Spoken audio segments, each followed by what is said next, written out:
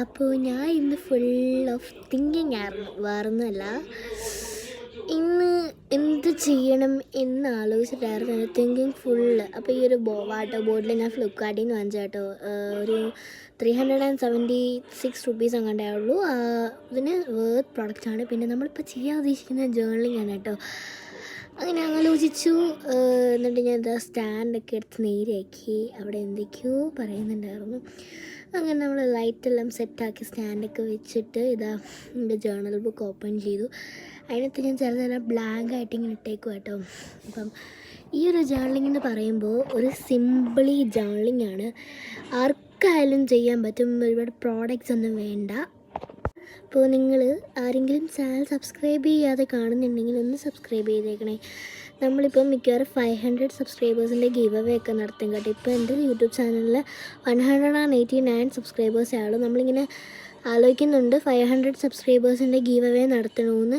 അത് കഴിഞ്ഞിട്ട് 1K സബ്സ്ക്രൈബേഴ്സിൻ്റെ give away അതിങ്ങനെ നടത്തിക്കൊണ്ടിങ്ങനെ ഇരിക്കുകയായിരുന്നു. അപ്പോൾ നിങ്ങളൊക്കെ ഒന്നിങ്ങനെ നിന്നാലേ നമുക്ക് ഗീവ് അവേ ഒക്കെ നടക്കാൻ പറ്റൂ. അപ്പം പിന്നെ എൻ്റെ വീഡിയോ എല്ലാവരും ലൈക്ക് ചെയ്യാൻ മറക്കല്ലേ കേട്ടോ. നിങ്ങളുടെയും കൂടെ ഒക്കെ സപ്പോർട്ട് ഉണ്ടെങ്കിൽ നമുക്ക് വലിയൊരു നിലയിലേക്ക് എത്താൻ പറ്റൂ. ഞാൻ പിന്നെ റാൻഡമായിട്ട് സബ്സ്ക്രൈബേഴ്സിന് ഒരാളെ തിരഞ്ഞെടുത്തിട്ടൊക്കെ ഇങ്ങനെ ചെയ്യണം എന്നൊക്കെ ഇങ്ങനെ തിങ്ക് ചെയ്യുന്നുണ്ട്. പക്ഷേ നിങ്ങളും കൂടെ ഒന്ന് സപ്പോർട്ട് ചെയ്യണ്ടേ. നിങ്ങളും കൂടെ ഒന്ന് സപ്പോർട്ട് ചെയ്ത് കഴിഞ്ഞ് കഴിഞ്ഞാൽ നമ്മളിങ്ങനെ ചെയ്യാം. ഇപ്പോൾ ഈ ഒരു ചെയ്യുന്ന ജേർണലിംഗ് എന്ന് പറയുമ്പോൾ സോ സിമ്പിൾ. ആദ്യം അടിയിൽ വരെ തിക്കായിട്ടുള്ള ഇത് വെക്കണം. മെറ്റീരിയൽ വെച്ചിട്ട് മണ്ടയിൽ ബ്ലേഡ് വെച്ചിട്ട് ഇങ്ങനെ കട്ട് ചെയ്ത് കൊടുക്കണം.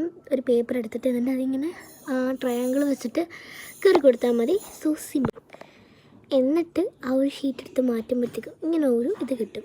എൻ്റെ അടിയിൽ ഒന്നുകൂടി ഇങ്ങനെ വെച്ചിട്ട് ശേഷം ഓയിൽ പേസ്റ്റോ അതോ ഇങ്ങനെ അതിനായിട്ടുള്ള ഒരു പൗഡർ കളറില്ലേ അത് കിട്ടത്തില്ല, അതെടുത്താൽ മതി. ഇപ്പം ഞാനിവിടെ എടുത്തിരിക്കുന്നത് ഒരു ഓയിൽ പേസ്റ്റ് ബ്ലൂ കളറാണ്. അപ്പോൾ അങ്ങനെ ജേർണലിംഗ് ചെയ്യുന്ന ആ ഒരു കളറില്ലാത്തവർ ഓയിൽ പേസ്റ്റ് യൂസ് ചെയ്താൽ മതി കേട്ടോ. അതിങ്ങനെ സൈഡിൽ തേച്ചിട്ട് കൈ വെച്ചത് ചെറുതായിട്ട് ഇങ്ങനെ ഒന്ന് ബ്ലെൻഡ് ചെയ്ത് കൊടുത്തു കഴിഞ്ഞ് കഴിഞ്ഞാൽ ആ ഒരു ലുക്ക് നമുക്ക് കിട്ടും.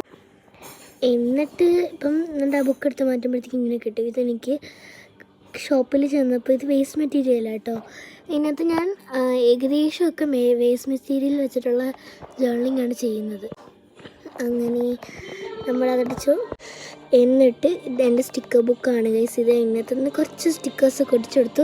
നിങ്ങൾക്ക് സ്റ്റിക്കേഴ്സ് ഇല്ലാത്തവരാണെങ്കിൽ ഒരു ബുക്ക് എടുത്തിട്ട് ഇതേപോലെ പിൻട്രസ്റ്റിൽ നിന്ന് വല്ല ഇതുണ്ടെങ്കിൽ അത് വരച്ചിട്ട് ഇങ്ങനെ എടുത്താൽ മതി. പിന്നെ ഞാൻ റൈറ്റിങ്സ് പ്രിൻ്റ് ഔട്ട് എടുത്തിട്ടുണ്ടായിരുന്നു, അതും ഒന്ന് ഒട്ടിച്ചു.